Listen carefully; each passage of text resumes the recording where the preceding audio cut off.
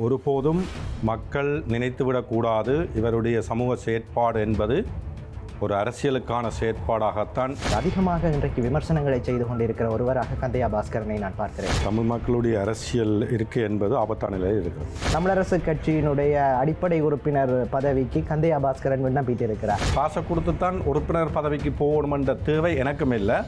காசை வேண்டிக் கொண்டு தான் என்னை உறுப்பினராக்க வேண்டிய தேவை தமிழரசு கட்சிக்கும் இல்லை. கட்சி அரசியலுக்குள் கந்தையா பாஸ்கரன் நுழைய முற்படுகிறார். இப்போ இருக்கக்கூடிய இந்த கட்சிகளுடைய தலைவர்களை வைத்துக்கொண்டு ஒரு எதிர்காலத்துக்கான அரசியலை இந்த மண்ணிலே படைக்க முடியாது. இது கட்சிகளுக்குள் இருக்கின்ற இரண்டு உயர்மட்ட தலைவர்களுக்கு இடையில் கூட இந்த குழப்பங்கள் இருக்கிறது. இது யாரால் இந்த பொது வேட்பாளரை முன்னிறுத்தப்படுகிறது, எதற்காக இந்த பொது வேட்பாளரை முன்னிறுத்துகிறார்கள், இதை யாரை உள்ளே கொண்டு வருவதற்கான நகர்வாக இருக்கிறது, இதில் ஏராளமான சந்தேகங்கள் இருக்கிறது. புலம்பெயர்ந்த முதலீட்டாளர்கள் எப்போதும் அரசோடு ஒரு இணக்க அரசியலை மேற்கொள்ளத்தான் முற்படுவார்கள் என்கின்ற ஒரு விடயம் இருக்கிறது. கந்தையா பாஸ்கரன் அப்படி நான் எப்பொழுதுமே எந்த ஒரு காரியத்துக்கும் அரசாங்கத்தினூடாகவோ அரசாங்கத்தினுடைய சலுகையை பெற்றோ அல்ல அரசாங்கத்திட்ட போய் அதை தாருங்களை கேட்டு முதலீட்டாளர்கள் அரசியல் பேசுவதை சில தரப்பினர் எதிர்க்கிறார். சில தரப்பு இல்லை, நீங்கள் வெளிப்படையாக சொல்லலாம். எம் ஏ சுமந்திரன் அவர்கள் புலம்பெயர்ந்த தேசத்தில் இருக்கக்கூடிய முதலீட்டாளர்கள் அரசியலுக்கு நுழைய வேண்டாம்னு சொல்லி சமீபத்தில் ஒரு காணொலியை வெளியிட்டிருந்தார். ஒரு அடிமுட்டாள்தனமான ஒரு உங்களுக்கு ப்ரொடெஸ்ட் பண்ணணும்னு சொன்னால் காசு அனுப்பணும்னு கேட்பீங்க, ஊர்வலம் பண்ணா காசு அப்போ காசு தேவைகளுக்கு மட்டும் இந்த தேசத்தில் இருக்கக்கூடிய முதலீட்டாளர்கள் தேவை. அரசியலில் நன்மை தீமைகளை குத்தி காட்டுறதுக்கு சொல்லி காட்டுறதுக்கு முதலீட்டாளர்கள் வந்தால் உங்களுக்கு என்ன பொறுப்பு இல்லாமல் இருக்கோ?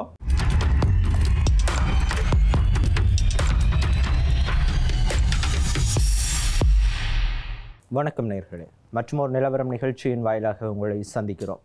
சமகாலத்திலே அதிகம் பேசப்படுகின்ற விடயமாக இந்த ஜனாதிபதி தேர்தல், இதனோடு இணைந்த பொது வேட்பாளர் சார்ந்த விடயங்கள் தமிழ் பரப்பிலும் சரி சிங்கள பரப்புகளிலும் அதிகம் பேசுபொருளை உருவாக்கி இருக்கிறது. தென்பகுதிகளிலிருந்து யார் தேர்தலை எதிர்கொள்ளப் போகிறார்கள் என்கின்ற பேசுபொருள்கள் ஒருபுறம் இருக்கின்ற போது, தமிழ் தரப்பிலே ஒரு பொது வேட்பாளரை நிறுத்த வேண்டும் என்று சில தரப்பினர் தங்களுடைய கருத்துக்களை முன்வைத்து வருகிறார்கள். இது ஒருபுறம் இருக்க, எல்லைப்புற கிராமங்களிலே தொடர்ச்சியாக நில அபகரிப்பு இடம்பெற்று கொண்டிருக்கிறது. இது சார்ந்த அதிருப்திகளும் தொடர்ச்சியாக முன்வைக்கப்பட்டு கொண்டிருக்கிறது. இன்றைய சூழ்நிலையிலே இன்றைய நிலவரம் நிகழ்ச்சிக்கு ஐபிசி மற்றும் ரீச்சா குழுமங்களினுடைய தலைவர் கந்தையா பாஸ்கரன் அவர்கள் எங்களோடு இணைந்திருக்கிறார். வணக்கம். வணக்கம். நான் நினைக்கிறேன் சமகாலத்திலே உங்களிடம் ஆரம்பிக்கின்ற விடயம், சமகாலத்திலே தமிழ் மக்களினுடைய அரசியல் எப்படி போகிறது? அதிகமாக இன்றைக்கு விமர்சனங்களை செய்து கொண்டிருக்கிற ஒருவராக கந்தையா பாஸ்கரனை நான் பார்க்கிறேன். நான் மட்டும் இல்லை, ஒட்டுமொத்த தமிழர்களும் விமர்சனம் செஞ்சு கொண்டு இருக்கணும். ஆனால் ஒரு தரம் அதை கேட்டு நடக்கிற மாதிரி இல்லை. தமிழ் மக்களுடைய அரசியல் இருக்கு என்பது ஆபத்தான நிலையில் இருக்கிறது. நாங்கள் ஆபத்தான நிலையிலே இருக்கிறோம் என்ற எதிர்வு கூறலோடு எல்லோரும் கருத்துக்களை சொல்லிவிட்டு நிறுத்தப் போகிறோமா? ஆக்கப்பூர்வமான நடவடிக்கைகள் எடுக்க வேண்டும். ஆக்கப்பூர்வமான நடவடிக்கைகள் எடுக்கிறதுக்கான ஒரு புத்துணர்ச்சி கொண்ட ஒரு சமூக கிளர்ச்சி ஒன்று எழுதும். ஒரு புத்தெழுச்சி கொண்ட சமூக கிளர்ச்சி உருவாக வேண்டும் என்கிறீர்கள். எல்லோரும் கருத்துக்களை சொல்லிவிட்டு அவர்கள் மீது இவர்கள் குறையாக இருக்கிறது, விமர்சனங்களை செய்துவிட்டு நாங்கள் ஒரு புத்தெழுச்சியான சமுதாயம் உருவாக வேண்டும் என்ற கருத்துக்களை சொல்லிக் கொண்டிருக்கின்ற ஒருவராகத்தான் கந்தையா பாஸ்கரனும் இருக்க போகிறார். கந்தையா பாஸ்கரனுக்கு நிறைய ஆர்வங்கள் இருக்கிறது, நிறைய உணர்வுகள் இருக்கிறது. ஆனால் நான் ஒரு தொழில் முனைவோராக இருப்பதனால் நிறைய விஷயங்களை முன்னெடுத்து செய்ய முடியாமல் இருக்கிறது. காரணம் என்று சொன்னால், ஒருபோதும் மக்கள் நினைத்துவிடக்கூடாது இவருடைய சமூக செயற்பாடு என்பது ஒரு அரசியலுக்கான செயற்பாடாகத்தான் இருக்கிறது என்று நினைக்கக்கூடாது. என்னுடைய சமூக செயற்பாடு என்பது என்னோட உணர்வோடு பின்னி பிணைந்தது. நான் ஒரு வறிய குடும்பத்திலிருந்து வந்தவன், எல்லோருக்கும் தெரியும். அந்த ஏழ்மையோடு நான் பயணிக்க வேண்டும் என்று சொல்லி ஆசைப்படுவான். அதனாலே தொடர்ச்சியாக அந்த வழியிலே பயணிக்கிறேன். அதே நேரத்தில் சமூகத்தில் இருக்கக்கூடிய அரசியல் விழிப்புணர்வின்மை, அரசியல் ஏற்பட்டிருக்கக்கூடிய இன்றைய நிலையில் ஈழத்தமிழருக்கு ஏற்பட்டிருக்கக்கூடிய அரசியல் பின்னடைவு, இதுகளை பொது வழிக்கு கொண்டு வர வேண்டும் என்று ஒரு ஆர்வம் கொண்டவனாக இருக்கிறேன். அதுக்காக நான் அரசியலில் கருத்துக்கள் சொல்லாமல், அரசியலில் இல்லாமல் தொடர்ச்சியாக கருத்துக்கள் சொல்லி கொண்டிருக்கிறேன் என்றதுக்கு அப்பால் சொல்லப்படுற கருத்துக்கள் மக்களிடையே போய் சேருகிறேன் என்பதில் எனக்கு ஓரளவுக்கு திருப்தியாக இருக்கிறது. சரி, ஒரு திருப்தியாக இருக்கிறது. இன்றைக்கு ஒரு ஆபத்தான நிலையிலே இருக்கிறது என்று சொல்லுகிறீர்கள். அப்படியாயின் தமிழ் தேசிய பரப்பிலே இருக்கின்ற, தமிழ் தேசிய பரப்பிலே இருக்கிறோம் என்று சொல்லுகின்ற அரசியல் கட்சிகள் என்ன செய்து கொண்டு இருக்கிறது? அதைத்தான் எல்லாரும் கேட்கிறார்கள். தமிழ் தேசிய தரப்பிலே இப்போ இருக்கக்கூடிய அரசியல் தலைவர்கள் எல்லோரும் மௌனித்திருக்கிறார்கள், உறங்கு நிலையில் இருக்கிறார்கள். இப்போ சமீபமாக பார்த்தீங்கன்னு சொன்னால், ஒரு குறுகிய காலத்தில் எந்த ஒரு அரசியல் தலைவருடைய ஒரு பொது வழிகளிலே ஒரு பெரிய அளவிலான எந்த ஒரு முன்னேற்பாடுகளையும் காணவில்லை. அவர்கள் எப்போது வெளியில் வேறு உங்களுக்கு தெரியும், தேர்தல் வந்தார் தான் நிச்சயமாக அவர்கள் ஒவ்வொரு தமிழரசு கட்சியினுடைய தேர்தலோட பல முகங்கள் வெளியிலே வந்து கொண்டு தானே இருந்தது. பல முகங்கள் என்று சொல்கிறீர்கள். எனக்கு 2 முகத்தை தவிர வேறு முகங்கள் ஒன்றும் வெளியில் வந்ததாக தெரியலை. 2 முகங்கள் தான் வெளியில் வந்ததாக தெரியுது.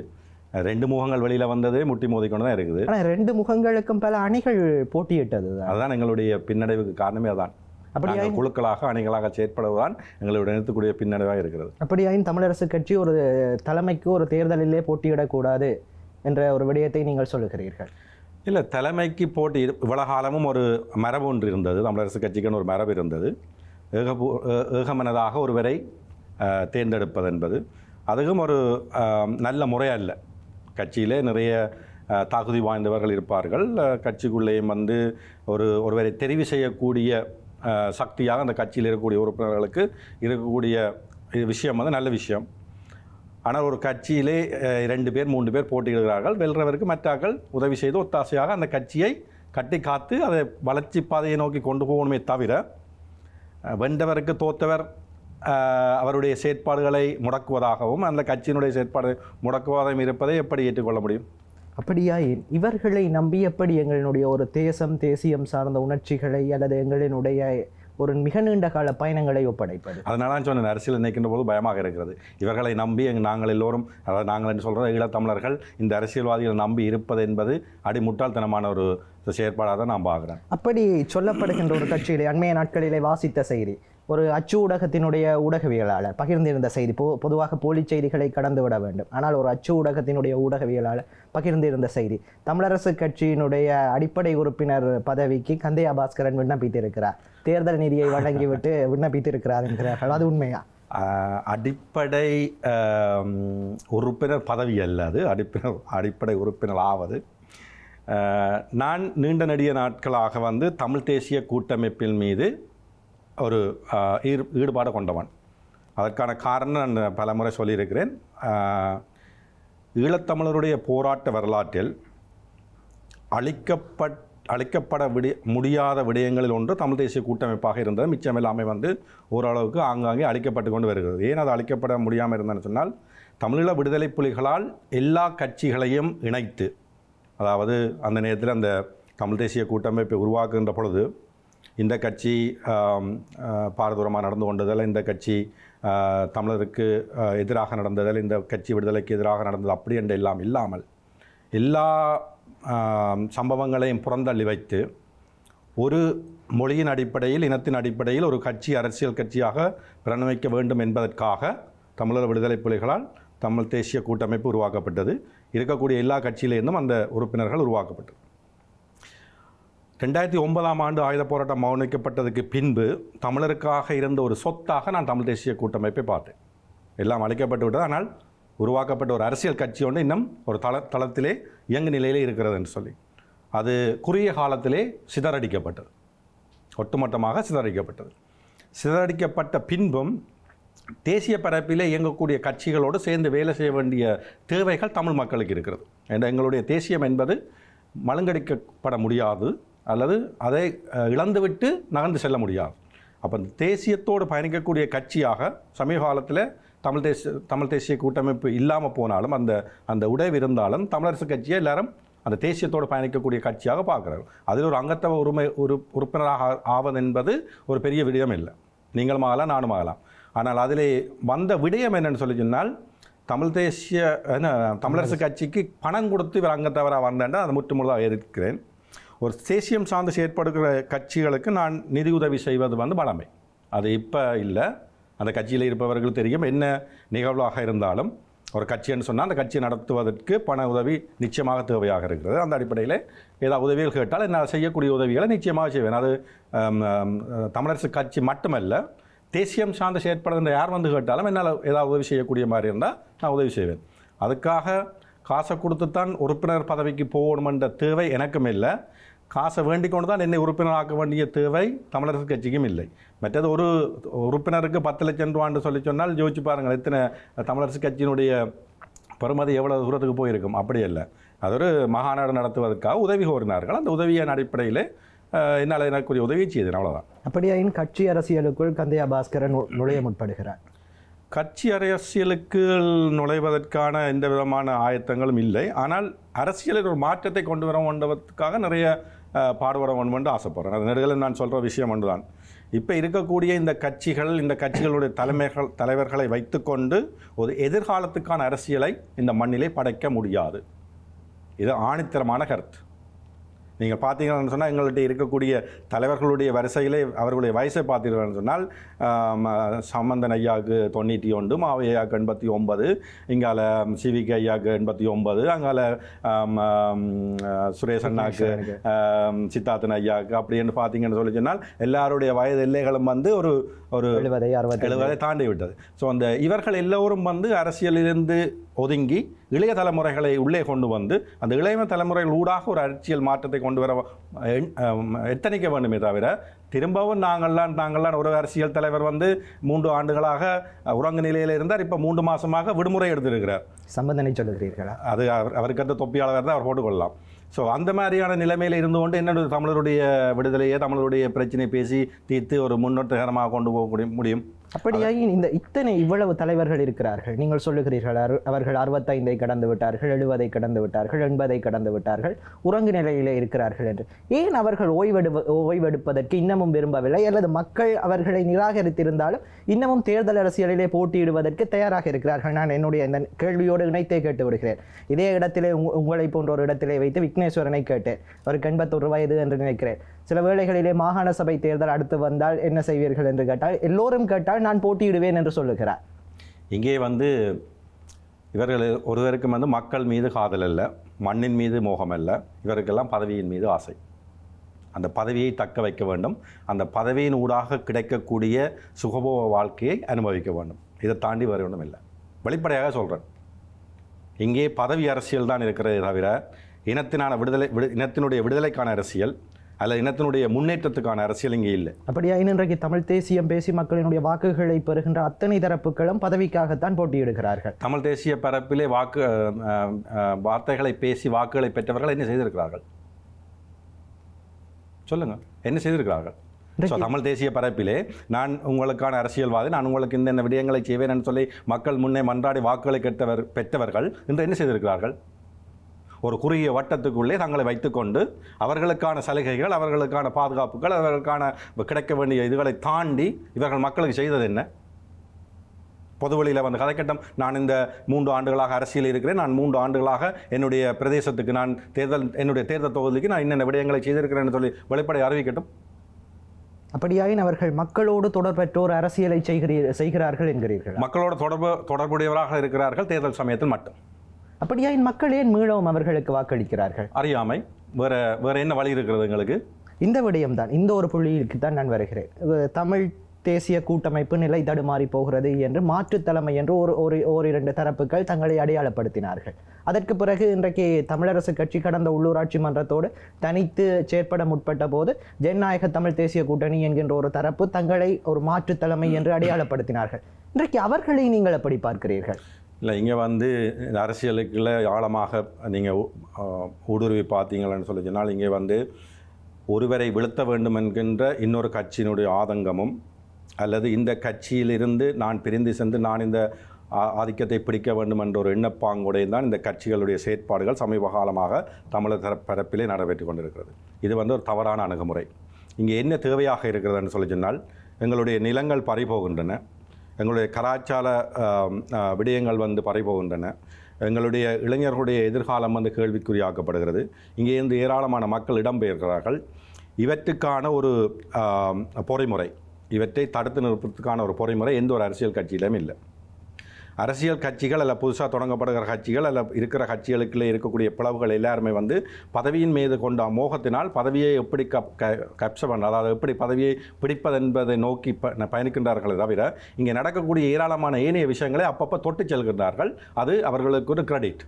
அதாவது எதிர்வரும் அரசியலில் நான் பாராளுமன்றத்தில் இதை பேசினேன், அது அங்கே இதை பேசினேன் என்பதற்கான ஒரு அரசியலை தவிர ஒரு உண்மையான ஒரு கட்டுக்கோப்பான ஒரு கட்டுமானத்தை கொண்ட அரசியல் நகர்வுகள், அரசியல் தலைமைகள், அரசியல் கட்டமைப்பு இந்த மண்ணிலே இல்லை.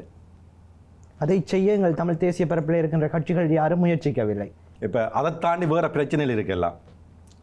இப்போ இனம் சார்ந்த ஒரு பிரச்சனையை முன்னெடுப்பதற்கு கட்சிக்குள்ளே ஒரு ஒற்றுமை இருக்க வேண்டும். கட்சிக்குள்ளே இருக்கிற பிரச்சனையை தீர்க்காமல் ஒரு இனம் சார்ந்த நகர்வை முன்னெடுக்க முடியாது. நீங்கள் தமிழரசு கட்சியை சொல்லுகிறீர்கள். நிச்சயமாக இன்றைய தமிழரசு கட்சியினுடைய நிலைமை என்பது உலகத் தமிழர்கள் பார்த்து ஏளனம் செய்யக்கூடிய ஒரு நிலைமை, அல்ல உலகத் தமிழர்கள் பார்த்து கேலி செய்யக்கூடிய சிரிக்கக்கூடிய ஒரு நிலைமையிலே இன்றைக்கு தமிழரசு கட்சி இருக்கிறது. ஒரு ஒரு ஒரு நீண்ட நெடிய அரசியல் பாதையிலே வந்த ஒரு முதிய தலைவர் பல ஆண்டுகளாக தமிழரசு கட்சிக்கு ஒரு பாதாள குழியை தோண்டி வைத்தார். அவருக்கு அது அளவாக இருந்தால் அவர் எடுத்துக்கொள்ளலாம். அவர் பெரிய குழியை தோண்டி வைத்தார். இன்று இன்னொரு வழக்கறிஞர் வந்து அந்த குழிக்குள்ளே தமிழரசு கட்சியை போட்டு கிரியை செய்வதற்காக பார்த்து கொண்டிருக்கிறார். அதுவும் அவருக்கு பொருத்தமாக இருந்தால் எடுத்துக்கொள்ளலாம், பிரச்சனையே இல்லை. அது பார்க்கக்கூடிய நேர்களுக்கும் தெரியும், அல்லது சார்ந்து இருக்கக்கூடிய அரசியல் ஓட்டத்திலே பயணிக்கக்கூடியவர்களுக்கும் தெரியும். இந்த ரெண்டு விஷயமும் சமகாலத்திலே எங்கள் கண்முன்னே நடந்து கொண்டிருக்கிறது. அப்படியாயின் ஒரு இந்த கட்சியினுடைய தலைவராக இருந்தவர்கள், அது நீங்கள் சொல்லுவது போல அந்த கட்சியினுடைய தலைவராக இருந்தவர் கட்சியை ஒழுங்காக கட்டமைத்து வைத்திருக்கவில்லை என்கின்ற ஒரு குற்றச்சாட்டை முன்வைக்கிறீர்கள். கட்சியில் இருந்தவர்கள் தலைவரை கட்டுப்படுத்தி வச்சிருந்தார் என்று சொல்ல முடியுமே ஒழிய, கட்சி தலைவர் வந்து கட்சியையோ தமிழ் மக்களையோ ஒரு கட்டுக்கோப்பாக வச்சிருக்கக்கூடிய ஆளுமை மிக்க தலைவரே இல்லை அவர். அப்படி என்றால் ஒரு பதவிக்காக ஒரு பொம்மை அரசியலை அவர் நிச்சயமாக. சரி, இன்றைக்கு சமகாலத்திலே ஒரு பேசப்படுகின்ற விடயம் ஒரு பொது வேட்பாளர். ஜனாதிபதி தேர்தல் என்கின்ற பேசுபொருள் வடக்கிலும் சரி கிழக்கிலும் தெற்கிலும் மிக அதிகமாக பேசுபொருளை உருவாக்கி இருக்கிறது. தமிழ் தரப்பிலே ஒரு பொது வேட்பாளரை நிறுத்த வேண்டும். நான் நினைக்கிறேன் இந்த கருத்தை முதலிலே மரவன் புலவு சச்சிதானந்தம் தான் இந்த கருத்தை முதலிலே இந்த பரப்புகளிலே முன்வைத்திருந்தார் என்று நினைக்கிறேன். அதைத் தொடர்ந்து பல்வேறுபட்ட தரப்பினர் தொடர்ச்சியாக முன்வைத்து வருகிறார்கள். இந்த ஒரு பொது வேட்பாளர் நிறுத்துதல் என்ற விடயத்தை கந்தையா பாஸ்கரன் எப்படி பார்க்கிறார்? ஒரு நல்ல விஷயம். அதாவது தமிழருடைய விருப்பு வெறுப்புகளை உணர்த்தக்கூடிய அளவுக்கும் அல்லது தமிழருடைய விருப்பு வெறுப்புகளை என்னென்றை தெரிவு செய்வதற்கும் ஒரு வாய்ப்பாக இந்த பொது வேட்பாளர் என்கின்ற துணைப்பொருள் அமைகிறது. ஆனால் அதுக்கான களச்சூழலும் புறச்சூழலும் இப்போது அல்ல. இன்று எங்களுடைய இனம் 2009ஆம் ஆண்டு ஆயுத ரீதியாக ஒரு பலமடைந்த இனமாகவும் 2024ஆம் ஆண்டு இன்றைய காலப்பகுதியில் அரசியல் ரீதியாக பாரிய பலமிழந்த இனமாகவும் இருக்கிறது. இங்கே நிறைய வினாக்கள் எழுகிறது. அந்த பொது வேட்பாளர் யார்? அவர்களை மக்கள் எப்படி அங்கீகரிப்பார்கள்? அவரை மக்களிடத்தில் எப்படி கொண்டு போய் சேர்ப்பார்கள்? யார் கொண்டு போய் சேர்ப்பார்கள் என்ற ஏராளமான வினாக்கள் இருக்கிறது. இந்த பொது வேட்பாளருக்கு பின்னாலே இருக்கக்கூடிய அரசியல் என்ன நோக்கத்துக்காக ஒரு பொது வேட்பாளரை கொண்டு வர வேண்டும் என்று சொல்லி சில கட்சிகள் அல்லது சில தலைமைகள் எண்ணுகின்றார்கள். அதனுடைய பின்புலம் என்ன? அது யாருக்கு பாதகமாக அமையும், யாருக்கு சாதகமாக அமையும்? இன்று இலங்கை, பாகிஸ்தான், பங்களாதேஷ், ஆப்கானிஸ்தான், மால்தீவ் இந்த மாதிரியான பின்னடைவில் இருக்கக்கூடிய நாடுகளுடைய அரசியலை நிர்ணயிக்கிறது இங்கே இருக்கக்கூடிய மக்கள் மாத்திரம் அல்ல. பூகோள அரசியலும் சேர்ந்துதான் இந்த நாடுகளுடைய தலைவர்களையும் இந்த நாட்டினுடைய அரசியலையும் தீர்மானிக்கக்கூடிய ஒரு சக்தியாக இன்றைய நிலையில் இருக்கிறது. காரணம் என்னென்னு சொல்லி சொன்னால் அந்தந்த நாடுகளுடைய நலன் சார்ந்த அரசியல், பூகோள அரசியல். இந்த பொது வேட்பாளர் என்பதும் ஒரு பூகோள அரசியல் சார்ந்த விடயமாக நீங்கள் பார்க்கலாம். ஒருவரை வெல்ல வைக்க வேண்டும் என்பதற்காக தமிழருடைய வாக்குகளை பிரிப்பதாக கூட நீங்கள் பார்க்கலாம். அப்படியாக அந்த இலக்கிலே தான் இந்த பொது வேட்பாளர் பற்றிய உரையாடலை ஆரம்பித்திருக்கிறார்களா? இந்த பொது வேட்பாளர் என்ற விடயத்திலே ஒவ்வொருவருக்கும் ஒவ்வொரு மதிப்பீடு இருக்கும், ஒவ்வொரு கணிப்பு இருக்கும். நான் என்னுடைய கணிப்பை தான் சொல்கிறேன். அவர்கள் என்ன நினைத்தார்கள், இவர்கள் என்ன நினைத்தார்கள் நினைத்தவர்களுக்கு தான் தெரியும். ஸோ என்னுடைய கணிப்பு என்னென்னு சொன்னால், பொது வேட்பாளர் என்பது தமிழர் பரப்பிலே நிறுத்தப்பட வேண்டியது உண்டு. ஆனால் இந்த நேரம் அதுக்கான நேரம் அல்ல. நாங்கள் முதலிலே அரசியல் ரீதியாக ஒரு பலம் வாய்ந்த இனமாக முதலே வர வேண்டும். ஆக குறைந்தது ஒரு அரசியல் அத்திவாரத்தையாவது போட வேண்டும். நான் முன்பு சொன்னது போல் எங்களுடைய அரசியல் என்பது குழி தோண்டி புதைக்கப்பட்டு கொண்டிருக்கிறது. இந்த நிலைமையிலே நாங்கள் ஒரு அரசியல் தீர்மானத்தை கொண்டே மக்கள் மத்தியிலே செலுத்தி இவர்தான் இந்த ஜனாதிபதி தேர்தலில் போட்டியிடுகிறார், இவருக்கு நீங்கள் வாக்களியுங்கள் என்று சொல்லி சொன்னால் இவர்களுடைய சொல்லை மக்கள் ஒருபோதும் ஏற்றுக்கொள்ள மாட்டார்கள். இந்த மண்ணிலே உங்களுக்கு தெரியும், 1978ஆம் ஆண்டு குமார் பொன்னம்பலம் ஐயா ஜனாதிபதி தேர்தலில் 40,000க்கும் மேற்பட்ட வாக்குகளை பெற்றிருந்தார். 2011ஆம் ஆண்டு நினைக்கிறேன் ஜனாதிபதி தேர்தலிலே மதிப்புக்குரிய சிவாஜிலிங்கம் ஐயா ஜனாதிபதி தேர்தலில் 9,000க்கும் கணிசமான வாக்குகளை பெற்றிருந்தார். இன்றைய சூழலில் இந்த 2 தலைவர்களையும் தாண்டி ஒரு தலைவரை நீங்கள் காண்பிக்க முடியுமான்னு சொன்னால் இல்லை. எல்லால் மக்களால் அந்தந்த காலப்பகுதியில் நேசிக்கப்பட்ட தலைவர்களாக இவர்களை அவர்களுக்கே இந்த தமிழ் மக்களில் இருக்கக்கூடிய ஒட்டுமொத்த தமிழ் மக்களில் எத்தனை சதவீதமான மக்கள் வாக்களித்திருக்கிறார்கள் என்பதை நீங்கள் பார்க்க வேண்டும். இப்பொழுது கட்சிகள் எல்லாம் அதல பாதாளத்தில் இருக்கின்ற பொழுது, கட்சிகளுக்கு மக்கள் மத்தியிலே செல்வாக்கு இல்லாமல் இருக்கின்ற பொழுது, கட்சி அரசியலுக்கே இங்கு இடமில்லாமல் கட்சிக்குள்ளே இருக்கக்கூடிய பூச்சல்களை பார்த்து கொண்டிருக்கக்கூடிய கட்சி தலைவர்கள் ஒரு பொதுவாக ஒரு வேட்பாளரை நிறுத்துகின்ற பட்சத்தில் அவர்கள் எப்படி கொண்டு அதை மக்களிடையே கொண்டு சேர்ப்பார்கள்? இவர்களை நம்பி அந்த பொது வேட்பாளருக்கு மக்கள் எப்படி ஆணையை போடுவார்கள்? இங்கே 2 விடயத்தை நீங்கள் பார்க்க வேண்டும். ஒரு பொது வேட்பாளராக நிப்பாட்டி அதிக குறைஞ்ச வாக்குகளை பெற்று அந்த பொது வேட்பாளர் இருப்பார் தமிழ் இனத்துக்கு மீண்டும் ஒரு பெரிய தோல்வியாக அமையும். அது சிங்கள தேசத்துக்கு மட்டுமல்ல, சர்வதேசத்துக்கும் ஒரு செய்தியை சொல்லுகிறது. தமிழர் ஒருவர் ஜனாதிபதி ஆவதை விரும்பவில்லை என்ற செய்தியை நீங்கள் கொண்டே சர்வதேசமயப்படுத்துகிறீர்களா? அல்லது இந்த பிரிந்து போகக்கூடிய வாக்குகளூடாக ஜேவிபி என்கின்ற இன்னொரு கட்சியை நீங்கள் உள்ளே கொண்டு வர விரும்புகிறீர்களா? இந்த மாதிரியான ஏராளமான கேள்விகள் இருக்கிறது. இன்றைக்கு நீங்கள் பூகோள அரசியலை பார்த்தீர்கள் என்று சொன்னால் ஒவ்வொரு நாடுகள் அழைத்து பேசுவதும், அவர்களுக்கு இப்போதே அதுக்கான டீல்களை போடுவதும், அல்லது இந்த கட்சி தான் வரும் என்று சொல்லி ஊகத்தை உருவாக்குவதும் இங்கே பரபரப்பாக நடந்து கொண்டிருக்கிறது. இந்த காலகட்டத்தில் தமிழ் மக்களாகிய எங்களுடைய இனம் அவதானமாக இருக்க வேண்டும். சரி, ஒரு அவதானமாக இருக்க வேண்டும் என்ற விடயங்களை சொல்லியிருக்கிறேன். நீங்கள் சொல்லியிருக்கிற விடயங்களிலே எனக்கு எழுந்திருக்கிற ஐயங்களை கேட்டு விடுகிறேன். நீங்கள் சொல்லியிருக்கிற விடயம் ஒரு பொது வேட்பாளர் தமிழ் மக்கள் இன்றைக்கு வாக்களிப்பார்களா, இது பற்றிய ஒரு ஐயம் இருக்கிறது என்ற விடயத்தை சொல்லுகிறீர்கள். இது கட்சிகளுக்குள் இருக்கின்ற 2 உயர்மட்ட தலைவர்களுக்கு இடையில் கூட இந்த குழப்பங்கள் இருக்கிறது. தமிழரசு கட்சியினுடைய ஒரு தலைவர் சொல்லுகிறார் நாங்கள் பொது வேட்பாளர் முடிவிற்கு போக வேண்டும் என்று, இன்னொரு தலைவர் சொல்லுகிறார் நாங்கள் பொது வேட்பாளர் முடிவிற்கு போக தேவையில்லை என்று. அப்படியாயின் இவர்களை வைத்துக்கொண்டு நாங்கள் எப்படியான ஒரு நகர்வை மேற்கொள்ள முடியும்? சரியான கஷ்டமான விடயம்தான். இங்கே கட்சிகளுக்குள் இருக்கக்கூடிய தலைவர்களுக்கு இடையே வெளிநாடுகளுடைய நிறைய தொடர்புகள் இருக்கிறது. அந்த வெளிநாடுகளுடைய அஜெண்டாக்கு இவர்கள் வேலை செய்ய வேண்டிய தேவையும் இருக்கிறது. அப்படியாயின் தமிழரசு கட்சியில் இருக்கிற தலைவர்களும் ஒரு அஜெண்டாக்கு வேலை செய்கிறார்களா? இருக்கலாம், யாருக்கு தெரியும். கந்தையா பாஸ்கரன் இப்போதெல்லாம் இருக்கலாம், தொப்பி அளவானவர்கள் கண்டு கொள்ளலாம் என்கிறார்கள். நேரடியாக தெரியாமல் நீங்கள் ஒரு விடயத்தை ஒரு பொது வெளியிலே இப்படித்தான் சொல்ல முடியாது. ஊகங்கள் தான் எல்லாமே. இன்றைக்கு இந்த பரப்பிலே இந்த பொது வெளியிலே இந்த தமிழ் ஒரு தரப்பு வேட்பாளராக கொண்டு வர வேண்டும் என்று சொல்லி நிற்கிறவர்களுடைய பின்னணியை நீங்கள் பார்த்தீர்களாக இருந்தால், நீங்கள் ஒரு அரசியல் துறை மாணவன் அல்லது இந்த அரசியல் சார்ந்த விடயங்களை உன்னிப்பாக அவதானிக்கக்கூடியவர்கள், இவர்களுடைய பின்புலத்தை பார்த்தீர்கள் என்று சொன்னால் அவர்கள் என்ன பின்புலத்தோடு இருக்கின்றார்கள் என்பதை ஓரளவுக்கு உங்களால் ஊகிக்க முடியும். உங்களுடைய சிரிப்பு அதுக்கு எனக்கு பதில் தருகிறது. அங்கே ஒரு சந்தேகம் எழும் அல்லவா? இது யாரால் இந்த பொது வேட்பாளரை முன்னிறுத்தப்படுகிறது? எதற்காக இந்த பொது வேட்பாளரை முன்னிறுத்துகிறார்கள்? இதை யாரை உள்ளே கொண்டு வருவதற்கான நகர்வாக இருக்கிறது? இதில் ஏராளமான சந்தேகங்கள் இருக்கிறது. அதனால் தான் சொல்கிறேன், இந்த இடத்திலே தமிழர் தரப்பு மிகவும் அவதானமாக இருக்க வேண்டும். இங்கே கட்சிகள் நான் நினைக்கிறேன் ஒரு 3-4 ஜனாதிபதிகள் இங்கே போட்டி போட இருக்கிறார்கள். இன்று கூட ஒரு ஜனாதிபதி வேட்பாளர் கூட தான் அரசியல் தலைவரானால் தமிழருக்கான அரசியல் தீர்வு என்னவென்றதை இன்னும் முன்வைக்கவில்லை. ஆனால் இன்றும் கூட எங்கட அரசியல் தலைவர்கள் அவர்கள்ட்டே போய் உங்களுடைய தமிழருடைய இனப்பிரச்சனைக்கான தீர்வு என்ன என்பதை எழுத்து மூலமாக முன்வைங்கள் சொல்லி இன்று வரை ஒருவர் கோரிக்கை விடவில்லையே. இந்த விடயத்திலே நான் கந்தையா பாஸ்கரனிடம் ஒரு கேள்வியை கேட்க விரும்புகிறேன். நான் என்னுடைய பரப்பில் இருக்கின்ற பெரும்பாலான அரசியல் தலைமைகளை நேர்காணல் செய்திருக்கிறேன். நான் நினைக்கிறேன் அந்த பாராளுமன்றத்தின் மூலம் ரணில் விக்ரமசிங்க தேர்தலிலே போட்டியிட்டு பாராளுமன்றத்தின் மூலம் தெரிவு செய்யப்பட்ட போது தமிழ் தேசிய கூட்டமைப்பில் இருக்கின்ற உறுப்பினர்கள் எல்லோருமே டலஸ் அழக பெருமாவிற்கு ஆதரவு அளித்திருந்தார்கள். அப்போது நான் அந்த கடிதத்தை கேட்டிருந்தேன். எங்கே எழுதிய கடிதம் என்றால் அது ஒவ்வொருவரும் சுமந்திரனிடம் இருக்கிறது, அவரிடம் இருக்கிறது என்கின்ற ஒரு விடயத்தை சொல்லியிருந்தார்கள். அதற்கு பிறகும் நான் கேட்டு இதுவரைக்கும் நான் அந்த உண்மை விடயத்தை கண்டறியக்கூடிய தளம் இல்லை. ஆனால் அவர்கள் சொல்லுகின்ற விடயம், நாங்கள் ஒரு தமிழ் மக்களினுடைய நலன் சார்ந்த விடயங்களை அவர்கள் தீர்க்கிறார்கள் என்று சொன்னால் சிங்கள மக்களினுடைய வாக்குகள் அவர்களுக்கு இல்லாது போய்விடும் என்கின்ற அச்சத்தை சிங்கள தலைமைகளை விட எங்களுடைய தமிழ் தலைமைகள் அதிகம் கரிசனை கொள்ளுகிறார்கள். சிங்கள அரசியல்வாதிகளுக்கு சிங்கள மக்களிட ஓட்டு விழாதுன்றது எங்களோட பிரச்சனை இல்லை.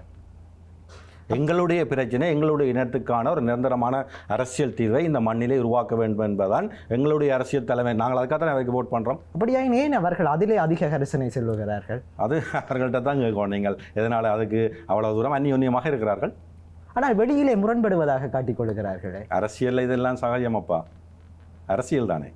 அப்படியாக நீங்கள் பரப்பில் இருக்கின்ற அத்தனை தமிழ் தேசிய பரப்பில் இருக்கிற அரசியல்வாதிகளும் ஒரு டீல் அரசியல்வாதிகளாக மாறிவிட்டார்களா? போகிற போக்கிலே இப்படித்தான் அமையும் போல இருக்கிறது. போகிற போக்கிலே வந்து எங்களுடைய அரசியல் தலைவர்கள் வந்து ஒரு பேரம் பேசக்கூடிய அரசியல் சக்தியை தடத்திலே இருந்து ஒரு மென்போக்கு அரசியலை தங்களுக்கான அரசியலை கொண்டு நகர்த்தி கொண்டு போய் அந்த காலத்தை ஓட்டுவதாகத்தான் இந்த பாருங்க. இன்றைக்கு உதாரணத்துக்கு மதிப்புக்குரிய சம்பந்தன் ஐயாவுக்கு இன்றைக்கு 91 வயசு.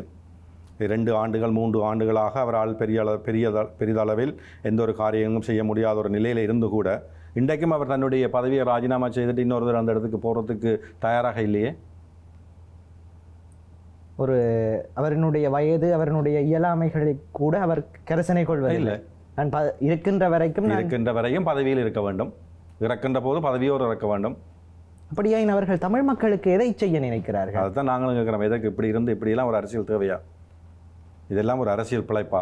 இந்த விடயம்தான் ஒரு மிக முக்கிய பேசுபொருளை உருவாக்குகிறது. தமிழ் தேசிய அரசியல் இப்படித்தான் என்கின்ற புரிதல் இந்த புதிய வாக்காளர்களை சென்றடைகின்ற போது அவர்களினுடைய வாக்குகள் தமிழ் தேசிய அரசியலை விட்டு இன்னொரு தரப்பினருக்கு தானே போகிறது. இவர்கள் மேலே இருக்கக்கூடிய அந்த மதிப்பு இழந்த தன்மை அல்லது இவர்கள் மீது இருக்கக்கூடிய அதிருப்தி என்பது இளைய தலைமுறைகள் என்ன நினைக்கணும்னு சொன்னால், ஒரு இளைய ஆளுக்கு வாக்களிப்போம், அவர்கள் ஏதாவது புதுசாக ஏதாவது இந்த மண்ணிலே செய்வார்னு சொல்லி இங்கே நிறைய விஷயங்களே பெரிய அளவிலே மாற்றத்தை கொண்டு வர வேண்டும். அதுக்கு ஒரு முதல்லே வந்து ஒரு கட்சி பேதமற்ற ஒரு வெளிப்படத்தன்மையோடு இயங்கக்கூடிய ஒரு இளைய தலைமுறையை கொண்டு அரசியல் கட்டமைப்பு நிச்சயமாக இந்த மண்ணிலே உருவாக்கப்பட வேண்டும். இந்த நிகழ்ச்சியை பார்த்து கொண்டு இருக்கக்கூடிய எங்களுடைய இளைய தலைமுறை பிள்ளைகளுக்கு இந்த காணொலியினூடாகவே ஒரு கோரிக்கையை முன்வைக்கிறேன். அதாவது வந்து நீங்கள் எந்த கட்சியில் இருந்தாலும் இந்த இளைஞர்களாகிய நீங்கள் வந்து இந்த அரசியலுக்குள்ள ஒரு பெரிய மாற்றத்தை ஏற்பட வேணும்னா நீங்கள் முதல்ல யுனைடெட் ஒன்றாக இணைய வேண்டும். கட்சி பேதங்களை தாண்டி ஒரு இன உணர்வோடு இந்த எல்லோரும் பார்க்குறீங்க. நிறைய இளைஞர்கள் வந்து இளைஞரோட பேசுகிறோம், நாங்களும் கதைக்கிறோம், எங்களுடைய ஆதங்கங்களை கொட்டி தீர்க்கிறீங்க, இப்படி நடக்க அப்படி நிற்கிறேன்னு சொல்லி நீங்களும் என்ன மாதிரியே இப்படி நான் ஒரு தொழில் சார்ந்து இருக்கிறபடியே நிறைய விஷயங்களை வந்து முன்னெடுக்க முடியாமல் இருக்கு. ஆனால் ஒரு இளைஞர்களாக அரசியல் விரும்பிகளாக அல்லது இந்த மக்களை நேசிக்கக்கூடியவராக இந்த மண்ணை நேசிக்கக்கூடியவர்கள் இருக்கக்கூடிய இளைஞர்கள் எல்லோரும் ஒரு திரளுக்குள்ளே வாருங்கள். நீங்கள் வெளியிலே வந்து உங்களுக்கான எதிர்கால அரசியலை நீங்கள் கேட்டு பெற்றுக்கொள்ளாவிட்டால் இப்போ இருக்கக்கூடியவர்கள் ஒருபோதும் அந்த அரசியலை தூக்கி உங்கள்கிட்ட தரமாட்டார்கள். நீங்கள் தான் மாற்றத்துக்கான சக்தி. எப்படி அந்த அறகலை என்கின்ற ஒரு போராட்டத்தினூடாக இந்த நாட்டில் ஒரு பெரிய மாற்றம் ஏற்பட்டதோ அதே போன்ற ஒரு பெரிய போராட்டத்தினூடாக, அதாவது அரசியல் நீரோட்டத்தினுடைய போராட்டமாக இங்கே இருக்கக்கூடிய வடக்கு கிழக்கில் இருக்கக்கூடிய குறிப்பாக தமிழ் இளைஞர்கள் யுவதிகள் முன்னுக்கு வராமல் இந்த அரசியலை நீங்கள் பெற்றுக்கொள்ளவும் முடியாது. உங்களுக்கான எதிர்கால இல்லை உங்களுடைய பிள்ளைகளுக்கான எதிர்கால அரசியலை இந்த மண்ணிலே நிலைநாட்டவே முடியாது. எங்களுடைய அரசியல் என்பது காணல் நீர் போர் கரைந்து கொண்டே செல்கிறது. இன்றைக்கு ஒரு கட்சி இல்லாத நிலைமை ஒரு ஒரு ஒரு இன்னும் ஒரு கொஞ்சம் காலத்தில் போனீங்கன்னு சொல்லிச்சுன்னா இந்தியாவில் தமிழகத்தில் நடைபெற்றது போது கட்சியினுடைய சின்னத்துக்கு ஒரு வழக்கு வரும், அந்த கட்சியினுடைய சின்னம் முடக்கப்படும், அந்த கட்சியின் சின்னம் இல்லாமல் கூட இருக்கக்கூடிய வாய்ப்புகள் இந்த பார்க்கின்ற இந்த இந்த இந்த காலப்பகுதியிலே அது கூட நடக்கிறதுக்கான வாய்ப்பு இருக்குது. அந்த கட்சி முடக்கப்படும் என்று சொல்வது தமிழரசு கட்சியினுடைய இதுதானே இப்போ சந்திச்சிருக்குது. நீங்கள் அதை இப்போ இந்த தமிழரசு கட்சி தான் இந்த 18 கட்சிக்காக இங்கே வழக்கு நடக்குது இல்லையே. ஒரு கட்சியில் இருக்கக்கூடியவர்கள் அந்த கட்சிக்கு எதிராக ஒரு வழக்கை போட்டு அந்த வழக்கு வந்து அதுவும் அந்த வழக்கிலே வந்து அந்த வழக்கை முடிவுக்கு கொண்டு வரக்கூடாது என்பதற்காகவே ஒரு ஒரு ஒரு ஒரு வேலை திட்டம் நடைபெற்று கொண்டிருக்கிறது. இந்த வழக்கு வந்து தொடர்ச்சியாக இருந்து கொண்டிருக்க வேண்டும். உங்களுக்கு ஞாபகம் இருக்குமோ தெரியல, நான் கடந்த முறை நடந்த ஒரு நேர்காணலிலே உசாந்தனுடைய நேர்காணலிலே சொன்னேன், ஒருவர் பேய் என்று சொன்னால் இன்னொருவர் பிசாசு. இதில் பிசாசு வந்தாலும் பேய் சும்மா இருக்காது, பேய் வந்தாலும் பிசாசு சும்மா இருக்கான்னு சொல்லி அன்றைக்கு நான் அதாவது தேர்தலுக்கு முன்பே நான் பதிவு செய்தேன். அதே தான் இன்று களத்திலே நடந்து கொண்டிருக்கிறது. ஒருத்தர் வெற்றி பெற்றிருக்கிறார், எதிரே நின்றவர் தோல்வியடைந்திருக்கிறார்.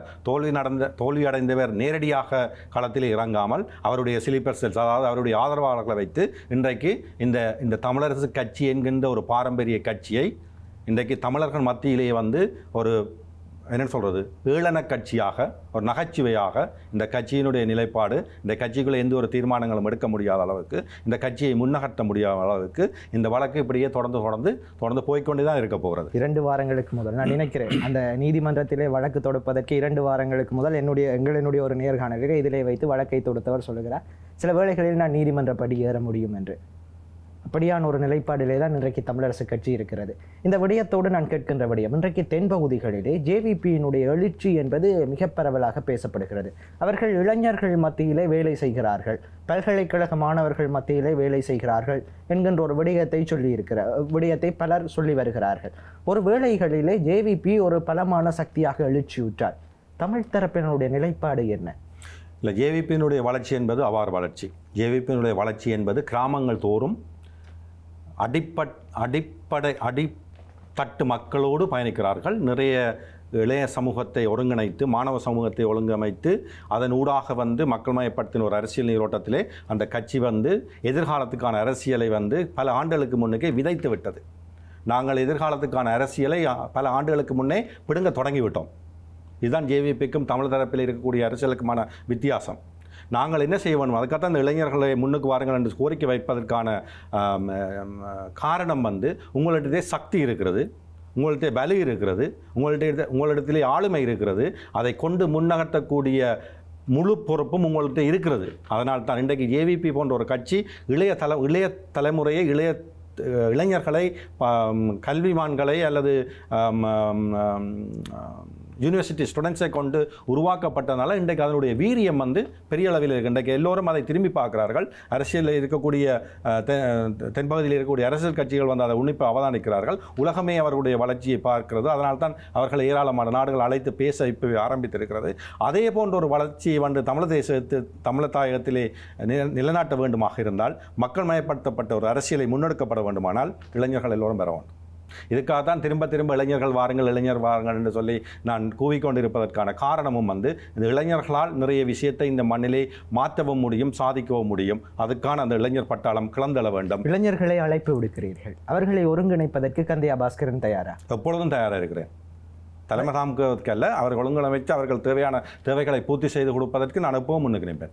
ஆனால் நேர்மையான இனத்தின் மீது காதல் கொண்டு இந்த மக்கள் மீதும் எங்களுக்காக மரணித்தோரை மனதில் நிறுத்தி அவர்களுக்கான அந்த விடிவை தேடி கொடுக்கக்கூடிய இளைஞர் சமுதாயம் உருவாகமாக இருந்தால் அவருக்கு வேண்டின அவ்வளவு விஷயத்தையும் என் உயிருக்கு மேலாக அர்ப்பணிக்க தயாராக இருக்கும். சரி, இந்த விடயம் இருக்கின்ற போது இன்றைக்கு இந்த முதலீட்டாளர்கள், கந்தையா பாஸ்கரனும் ஒரு பொதுவாக சொல்லுகின்ற போது ரீச்சா அல்லது ஐபிசி குடும்பங்களினுடைய தலைவர் என்று சொன்னாலும் இன்றைக்கு ஒரு புலம்பெயர்ந்த முதலீட்டாளர்கள் எப்போதும் அரசோடு ஒரு இணக்க அரசியலை மேற்கொள்ளத்தான் முற்படுவார்கள் என்கின்ற ஒரு விடயம் இருக்கிறது. கந்தையா பாஸ்கரனும் அப்படியா? நானும் இங்கே நிறைய முதலீட்டாளர்களை பார்க்குறேன். ஐயா, நிச்சயமாக ஒரு பெரிய அளவில் முதலீட்டை கொண்டு வருகின்ற பொழுது அவருக்கு ஒரு பதட்டம் இருக்கும். இந்த புலம்பெயர்ந்த தேசத்திலே ஏராளமான முதலீட்டாளர்கள் இருக்கிறார்கள். அவர்கள் இங்கே தாயத்திலே முதலீடு செய்வதற்கு பயப்படுகிறார்கள். காரணம் என்னென்னு சொன்னால், இங்கே இருக்கக்கூடிய சூழல் அப்படி இருக்கிறது. அதனாலே சில முதலீட்டாளர்கள் அரசாங்கத்தில் இணங்கி ஒரு முதலீடை செய்யக்கூடிய ஒரு யுக்தியை கையாளுகின்றார்கள். ஆனால் என்னை பொறுத்தவரையில் நான் எப்பொழுதுமே எந்த ஒரு காரியத்துக்கும் அரசாங்கத்தினூடாகவோ அரசாங்கத்தினுடைய சலுகையை பெற்றோ அல்ல அரசாங்கத்திட்ட போய் அதை தாருங்கள் கேட்டு இன்று வரையும் ஒரு முதலீடை இங்கே செய்வது. நானும் இங்கே ஏராளமான முதலீடுகளை செய்திருக்கிறோம். ஆனால் நிச்சயமாக என்னுடைய முதலீடு கூடுதலாக வடக்கு கிழக்கு பிரதேசத்திலே இருக்கக்கூடிய எங்களுடைய மக்களுக்கான வேலை வாய்ப்பு, இங்கே ஏதாவது ஒரு விஷயத்தை மாற்ற வேண்டும் என்று யோசிக்கிறேன். அது பொருளாதார ரீதியாக இருக்கலாம், அல்லது கல்விசார் விஷயங்களாக இருக்கலாம், அல்லது எதிர்காலத்துக்கு எங்களுடைய பொருளாதார கட்டமைப்பு எப்படி இருக்க வேண்டும் என்கின்ற தொலைநோக்கு பார்வையாக இருக்கலாம். நிறைய விஷயங்களை என்னால் இயலக்கூடிய விஷயங்களை நான் செய்ய முற்படுகிறேன். ஆனால் இங்கே இருக்கக்கூடிய முதலீட்டுக்காக நான் போய்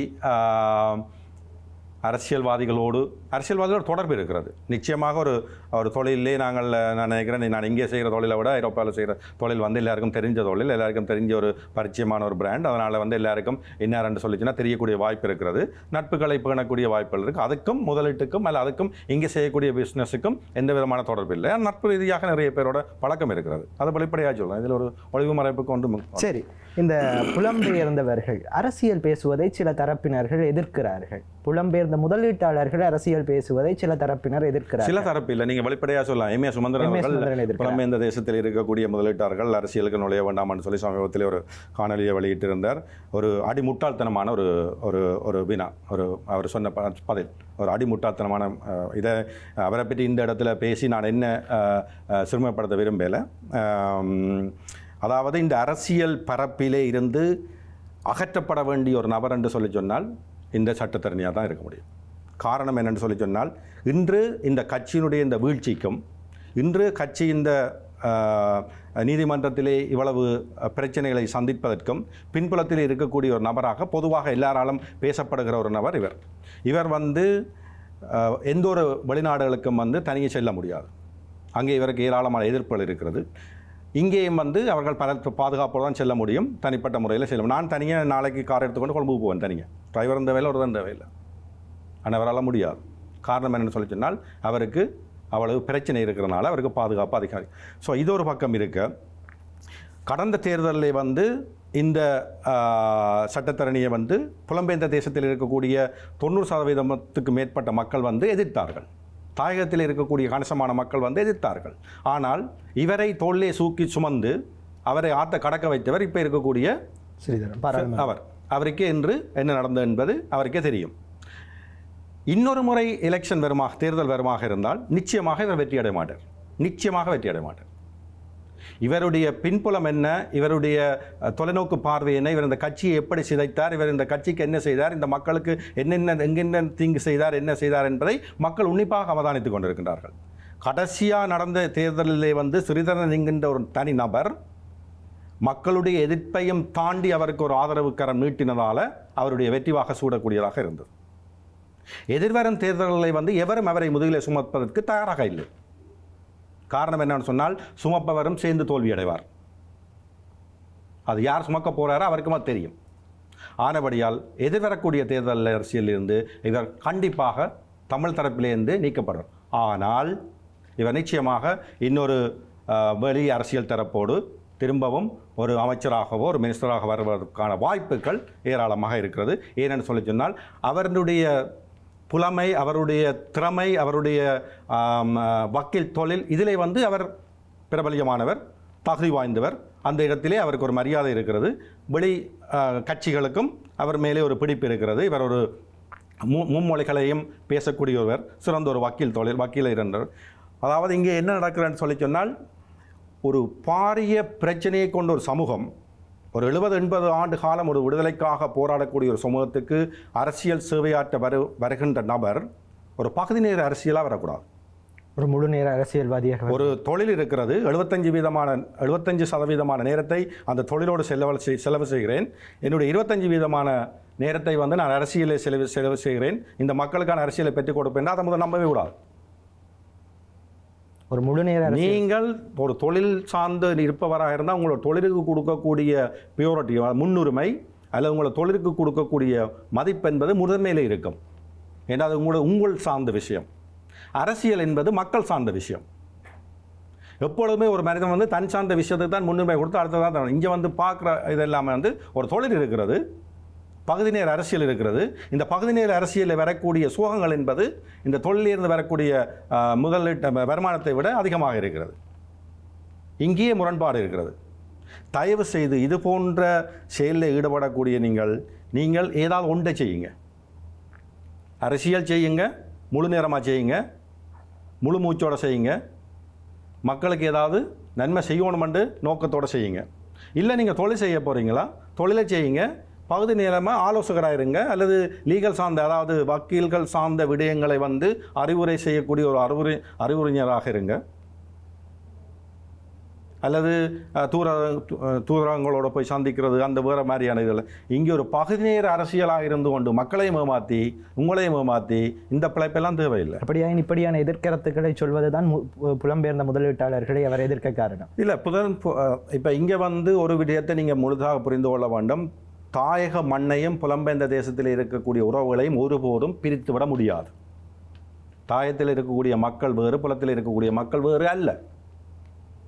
இன்றைக்கு தாயத்தில் இருக்கிறீங்க, நாளைக்கு உங்களுக்கு விசா கிடைச்சி நீங்கள் கனடாவுக்கு போறீங்க, உங்களை என்ன நாங்கள் வெறுத்து ஒதுக்க முடியும்? நானும் இந்த மண்ணை சேர்ந்தவன் தான். இந்த மண்ணை சேர்ந்தவன், இந்த மண்ணிலே விடுதலைக்காக நீங்கள் பணியாற்றி இருப்பீர்கள், விடுதலை உணர்வோடு இருப்பீர்கள். உங்களை தாயத்தில் இருக்கக்கூடிய மக்களையும் புலம்பெயர்ந்த தேசத்தில் இருக்கக்கூடிய மக்களையும் எப்படி பிரிக்க முடியாதோ அதே போன்று புலம்பெயர்ந்த தேசத்தில் இருக்கக்கூடிய முதலீட்டாளர்களையும் தாயகத்தையும் ஒருபோதும் பிரிக்க முடியாது. அப்படியே பிரிக்கின்ற ஒரு அரசியலை என்னென்று நீங்கள் முதலீட்டாளர்கள் உங்களை வேலையை பார்த்து கொண்டு இருங்கன்னு சொல்லுவீங்க. உங்களுக்கு எலெக்ஷனுக்கு வேணும்னு சொன்னால் காசு அனுப்போன்னு கேட்பீங்க, உங்களுக்கு ப்ரொடெஸ்ட் பண்ணணும்னு சொன்னால் காசு அனுப்பணும்னு கேட்பீங்க, ஊர்வலம் பண்ணா காசு. அப்போ காசு தேவைகளுக்கு மட்டும் இந்த தேசத்தில் இருக்கக்கூடிய முதலீட்டாளர்கள் தேவை. அரசியலில் நன்மை தீமைகளை குத்தி காட்டுறதுக்கு சொல்லி காட்டுறதுக்கு முதலீட்டாளர்கள் வந்தால் உங்களுக்கு என்ன பொறுக்க இல்லாமல் இருக்கிறோம்? என்ன காரணம் என்று சொல்லி சொன்னால் இங்கே ஒரு நிலைப்பாடு இருக்கிறது. என்னை மீறி ஒருவர் எனக்கு புத்திமதி சொல்லக்கூடாது. வல்லவனுக்கு வல்லவன் வையகத்தில் உண்டு. ஒருவருக்கு உங்களுக்கு அரசியல் ரீதியான ஒரு புலமை இருந்துச்சுன்னு சொன்னால் இன்னொருவருக்கு வியாபார ரீதியாக புலமை இருக்கும். உங்களுக்கு வக்கீல் தொழிலான ஒரு புலமை இருந்துட்டா இன்னொருவருக்கு அரசியல் ரீதியான புலமை இருக்கும். இங்கே வந்து என்னென்னு சொல்லி சொன்னால் எல்லாரோடையும் கலந்து ஆலோசித்து ஒரு முடிவை எடுத்து அது ஒரு பொது வழியிலே கொண்டு போய் மக்களிடம் சேர்க்கக்கூடிய அரசியலே இல்லை. தனிநபர் எடுக்கக்கூடிய முடிவுகள், தனிநபர் எடுக்கக்கூடிய தீர்மானங்கள் இங்கே அரசியலாக்கப்படுகிறது. அப்போ அவருக்கு போய் இன்னொருத்தர் புத்தி சொல்ல போனால் அவரே எதிர்க்கிறார். இது எப்படி ஆனால் இதிலே கவலையான விடயம் என்னென்னு சொன்னால் அந்த கட்சி சார்ந்து யாரும் ஒருவர் கூட இன்று வரையும் அதுக்கு ஒரு பொது வழியிலே அவர் பேசியது தவறு அல்லது பேசியது பிழை என்று சொல்லி இன்று வரையும் நான் அங்கே சில நேரம் வந்திருக்கலாம். அப்படியே கட்சி அவருடைய கட்டுப்பாட்டில் இருக்கிறது அல்லது கட்சியில் இருப்பவர்கள் நிச்சயமாக அவர் ஒரு கட்சியில் இருக்கிறார், கட்சியினுடைய பேச்சாளர் இருக்கிறார், ஒரு பதிவு செய்கிறார். அந்த புலம்பெயர்ந்த தேசத்தில் இருக்கக்கூடிய மக்களையோ புலம்பெயர்ந்த தேசத்தில் இருக்கக்கூடிய முதலீட்டாளர்களோ தாக்குகிறது, வருத்தப்பட வைக்கிறதுன்னு சொல்லினால் அந்த கட்சி சார்ந்த ஒரு நடவடிக்கை, அந்த கட்சி சார்ந்த ஒரு தரவு விடப்பட வேண்டும். இவருடைய கருத்தை வந்து நாங்கள் ஏற்றுக்கொள்கிறோம் அல்ல எதிர்க்கிறோம். அப்போ எதிர்க்கவில்லை ஏற்றுக்கொள்ளவில்லை என்ற எந்த ஒரு வெளிப்பாடும் தெரிவிக்கலைன்னு சொல்லிச்சுன்னா அடுத்த எலெக்ஷனுக்கு காசு கேட்டு போக முடியுமோ அங்கே? அல்ல அடுத்து இங்கே நடக்கக்கூடிய ஒரு நிகழ்வுக்கு புலம்பெயர்ந்து இருக்கக்கூடிய முதலீட்டாளர்கிட்ட போய் உங்களோட கட்சி மூலமாக நிதி சேகரிக்க முடியுமோ? இந்த மண்ணிலே 30 ஆண்டு காலம் ஒரு வீரியம் நிறைந்த போராட்டம் உருப்பெற்று ஒரு உலகமே வியந்து பார்க்கக்கூடிய அளவுக்கு இருந்தான்னு சொன்னால் அது வெளிநாட்டில் இருக்கக்கூடிய முதலீட்டாளர்களோ அல்ல வெளிநாட்டில் இருக்கக்கூடிய எங்களுடைய சொந்தங்களால் தான். இந்த மண் வந்து வேறு ஒருவரை நம்பி இந்த போராட்டத்தை முன்னெடுக்கவில்லையே. இந்த மண் வந்து வேறொருவருடைய வருமானத்தை நம்பி இவ்வளவு ஒரு பெரிய உலகம் வியந்து பார்க்கக்கூடிய ஒரு ஆயுத போராட்டத்தை வச்சிருக்கையிலேயே இன்றைக்கும் இந்த மண் வந்து மழை வந்தாலும் வெள்ளம் வந்தான என்ன பிரச்சனைகள் இடர்கள் வந்தாலும் இன்றைக்கு யார் வந்து இங்கே கை கொடுக்கணும்? புலம்பெயர் தேசத்தில் இருக்கிற முதலீட்டாளர்கள் வந்து கை கொடுக்கணும். அப்போ அப்படி செய்யக்கூடிய மக்களை நீங்கள் புண்படுத்தி அவர்களிடத்திலிருந்து நீங்கள் அந்நியப்பட்டு என்னத்தை சாதி இப்போ மக்களிடத்திலிருந்து அந்நியப்பட்டு விட்டீர்கள். உங்களுக்கு லண்டனுக்கு போனோன்னே உங்களை ஏர்போர்ட்டில் வந்து காரில் ஏற்றி கொண்டு போய் உங்களுக்கு 5 ஸ்டார் ஹோட்டல் போட்டு உங்களை வச்சிருக்கிறதுக்கு முதலீட்டாளர்கள் தேவை. அல்ல நீங்கள் போராட்டங்களில் உங்களுக்கு அடிவிழாமல் பாதுகாத்து உங்களை சுற்றி வளைச்சு கொண்டு போகிறதுக்கு முதலீட்டாளர்கள் தேவை, இல்லை புலம்பெயர் தேசத்து மக்கள் தேவை. ஆனால் உங்களுக்கு ஏதாவது புத்திமதி அறிவுரை சொன்னால் முதலீட்டாளர்கள் உங்களோட வேலையை பார்த்து கொண்டு இருங்கன்னு சொல்லுவீங்க. கேட்குறதுக்கு இங்கே ஆக்கள் இல்லை. இது பெரிய பிரச்சனை. கேட்க பயம், வக்கீல் வழக்கு போட்டுருவார், கோர்ட்டுக்கு போகணும். இங்கே வந்து உண்மையை நேர்மையை கதைப்பதற்கு மக்கள் பயப்படுகிறார்கள். இன்று காலையில் ஒரு ஆர்டிக்கல் ஒன்று பார்த்தேன். சுமந்திரன் அவர்கள் அரசியலிருந்து விலக வேண்டும் என்ற ஒரு தலையங்கத்தோடு நான் நிலாந்தரனோ ஒரு ஆள் அனுப்பி இந்த அரசியலிருந்து விலக வேண்டும் என்ற ஒரு கோரிக்கையோடு மக்கள் கோரிக்கை முன்வைக்க தொடங்கிவிட்டார்கள். இந்த நபர் இந்த அரசியல் நீரோட்டத்தில் தேவையில்லை. இவரால் இத்தனை ஆண்டுகளாக இந்த அரசியலில் வீழ்ச்சி தான் இருக்கிறது, எழுச்சி இல்லை. இவர் அரசியலிருந்து விலக வேண்டும் என்ற கோஷம் எழும்ப தொடங்கி இருக்கிறது. இது வலுப்பெறுகின்ற பட்சத்திலே நிச்சயமாக இவர் தமிழர் அரசியல் பரப்பிலே இருந்து அப்புறப்படுத்தப்படுவார். அதை கேட்கக்கூடிய நிலையிலே அவர் இருக்கிறாரா? மக்கள் தானே தீர்மானிப்பது. இப்போ நான் ஒன்றை சொல்லி நான் தீர்மானிப்பதில்லை, மக்கள் தான். அரசியல்வாதிகளை பொறுத்தவரை எல்லாமே மக்களுடைய கையிலே தான் இருக்குது. அவர் மக்கள் நினைச்சாருன்னு அவரை கோபுரத்திலையும் வைப்பார்கள். மக்கள் நினைச்சாருன்னு சொன்னால் அவரை கொண்டே அது எங்கள் நாட்டில் ஒரு ஜனாதிபதிக்கு நடந்ததை நீங்கள் பார்த்துக்க. பெரும்பான்மை இனத்தினுடைய வாக்குகளை பெற்று வந்த ஒரு ஜனாதிபதியே அடையாளப்பட்டவர் மக்களுடைய எதிர்ப்பை சம்பாதித்து அதே மக்களால் விரட்டியடிக்கப்பட்ட வரலாறும் இந்த மண்ணிலே நடந்து விட்டது. இது தமிழ் அரசியல்வாதிகளுக்கு நடக்கான்னு சொல்ல முடியாதல்லோ. அப்படியாயின் அடுத்த தேர்தல் மிகவும் ஒரு பரபரப்பான எதிர்பார்ப்புகளை நோக்கி நகரப்போகிறது. காத்திருப்போம். சரி, இந்த விடயம் இருக்கின்ற போது இன்றைக்கு பூகோள அரசியல், இந்த விடயம்தான். பூகோள அரசியலை தமிழ் தரப்பினர் சரியாக கையாளுகிறார்? நிச்சயமாக இல்லை. அது பெரிய ஒரு இடைவெளியை பேணுகிறார்கள். அந்த இடைவெளி வந்து தெற்கு அரசியலுக்கு சாதகமாக அமைகிறது. இந்த பூகோள அரசியல் என்பதை வந்து நீண்ட நாட்களாக, இன்று அல்ல, நீண்ட நாள், அதாவது 2009ஆம் ஆண்டுக்கு பிறகு இந்த பூகோள அரசியலோடு ஈழத்தமிழ் மக்கள் பிணையவும் இல்லை. இந்த பூகோள அரசியலை உணர்வு பூர்வமாக உணர்ந்து அதற்கான கட்டமைப்புகளை அதற்கான அந்தந்த அலகுகளோடு கதைத்து அதற்கான என்னென்ன விடயங்களை முன்னகர்த்தலாம் என்ற எந்த ஒரு விடயங்களும் இந்த தமிழர் தேசத்திலே இருக்கக்கூடியவரும் சரி, அல்ல புலம்பெயர்ந்த தேசத்திலே இருக்கக்கூடியவரும் சரி, இந்த பூகோள அரசியலை சரியாக கையாண்டதாக பொதுவெளியில் தென்படவில்லை. ஆனால் நிறைய ஆர்டிக்கல்கள், நிறைய எழுத்து மூலமான ஆவணங்கள் நிறைய வந்திருக்கிறது. இது நடந்தால் இப்படி நடக்கும், இது நடந்தால் இப்படி நடக்கும், இதை பார்த்து கொள்ள வேணும், இதை செயற்படுத்த வேண்டும்னு சொல்லி. ஆனால் அதை அந்தந்த உரியவர்களோடு போய் பேசி கதைத்து ஒரு ஒரு ஒரு என்னென்னு சொல்கிறது, ஒரு மியூச்சுவல் அண்டர்ஸ்டாண்டிங், ஒரு 2 பகுதிக்குமான ஒரு இதுகளை ஏற்படுத்தக்கூடிய மாதிரியான காரியங்கள் நடந்ததாக பொதுவெளியில் இல்லை. அப்படியா? புத்திஜீவிகளிடமிருந்து அரசியல்வாதிகள் அந்நியப்பட்டிருக்கிறார்களா? அரசியல்வாதிகளிலிருந்து புத்திஜீவிகள் அந்நியப்பட்டிருக்கிறார்கள்.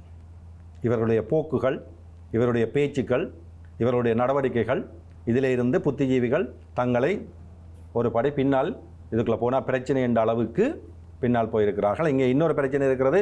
இங்கே ஒருவர் சார்ந்து ஒருவர் முன்னுக்கு வருவாராக இருந்தால் முத்திரை குத்தப்படுகிறது. இவருடைய ஆள். அந்த இதனாலேயே நிறைய புத்திஜீவிகள் ஆதங்கத்தோடு இருக்கிறார்கள், ஆத்மார்த்தமாக இருக்கிறார்கள், சேர்ந்து செயற்பட பயப்படுகிறார்கள். ஸோ அதுக்காகத்தான் ஒரு மாறுபட்ட அரசியல் இந்த மண்ணில் நிகழுமாக இருந்தால் இந்த புத்திஜீவிகள் எல்லோரும் ஓரணியிலே கொண்டு வர முடியும். அதிலேயுமே சிறந்தவர்கள் ஏராளமானவர்கள் இருக்கிறார்கள், தேசத்தை நேசிக்கக்கூடியவர்கள் ஏராளமாக இருக்கிறார்கள், தேசத்துக்கு பங்காற்ற வேண்டும் என்று சொல்லி எண்ணத்தோடு இருக்கக்கூடியவர்கள் ஏராளமான பேராசிரியர்கள், ஏராளமான புத்திமான்கள் வெளியிடத்தில் இருக்கிறார்கள். இவர்களை ஒருங்கிணைக்க அமைக்க முடியும். ஆனால் இப்போ இருக்கக்கூடிய அரசியல் நீரோட்டத்தில், இப்போ இருக்கக்கூடிய அரசியல் தலைமைகளுக்கு இவர்கள் ஒன்று இணைய மாட்டார்கள். ஒன்று சேர்ந்து செயற்படுவதற்கு அவர்கள் தயாராக இருப்பதாக எனக்கு தெரியவில்லை. சரி, இறுதியாக இந்த கேள்வி, இப்படியே நாங்கள் ஒரு விமர்சனத்தை சொல்லுகிறோம், எதிர்ப்பை சொல்லுகிறோம், எங்களுக்கு ஒரு எதிர்பார்ப்பு வேண்டும் என்கின்ற ஒரு கருத்தியலை எல்லோரும் சொல்லுகிறோம். ஒரு 14 ஆண்டுகளாக இதே எண்ணப்பாங்கோடு நாங்கள் இருக்கிறோம். எப்போது எங்களுக்கான ஒரு விடிவு அல்லது எங்களுக்கான இனத்திற்கான அரசியலை நாங்கள் எப்போது செய்ய தொடங்க போகிறோம்? இல்லை, மாற்றம் ஒன்றே மாறாது. இந்த இந்த இந்த இந்த இந்த பூமி பந்திலே பார்த்தீங்கன்னா ஒவ்வொரு காலத்துக்கு காலம் ஒவ்வொரு மாற்றங்கள் நிகழ்ந்து கொண்டே தான் இருக்கிறது. ஒரு காலத்துக்கு காலம் ஒவ்வொரு தலைமைகள் உருவாகி கொண்டு தான் இருக்கிறது. நான் நினைக்கிறேன் வெகு விளைவிலே இந்த மண்ணை நேசிக்கக்கூடிய ஒரு ஆற்றல் கொண்ட இளைய தலைமுறை பிள்ளை தலைமையேற்று இந்த எதிர்கால அரசியலையும் எதிர்கால சந்ததிக்கான அரசியலையும் முன்னெடுக்க முன்வரன்னு நான் நினைக்கிறேன். அப்படியே அதற்கு இங்கே இருக்கின்ற முதுமை அரசியல்வாதிகள் இடம் கொடுக்க போகிறார்கள். அதை தாண்டி வர வேண்டும் என்பதற்காகத்தான் இளைஞர்களே நீங்கள் வெளியில் வாருங்கன்னு சொல்கிறதுக்கு அதை தாண்டி வர வேண்டும். சமகாலத்தினுடைய அரசியல் நிலவரங்கள் பற்றிய உரையாடலாக விரிவடைந்திருந்த நிலவரம் நிகழ்ச்சிக்கு தன்னுடைய நேரத்தை ஒதுக்கி வருகை தந்திருந்த ஐபிசி ரீச்சா குழுமங்களினுடைய தலைவர் கந்தியா பாஸ்கரன் அவர்களுக்கு எங்களுடைய மனமார்ந்த நன்றிகள். நன்றி. ஐபிசி தமிழ் குழுமத்துக்கும் அதே போன்று நிலவரம் குழுமத்துக்கும் எனது மனமார்ந்த நன்றிகளை தெரிவித்துக் கொள்கிறேன். மற்றுமோர் நிலவரம் நிகழ்ச்சியில் உங்களை சந்திக்கும் வரை உங்களிடமிருந்து விடைபெற்றுக் கொள்கிறோம். நன்றி, வணக்கம்.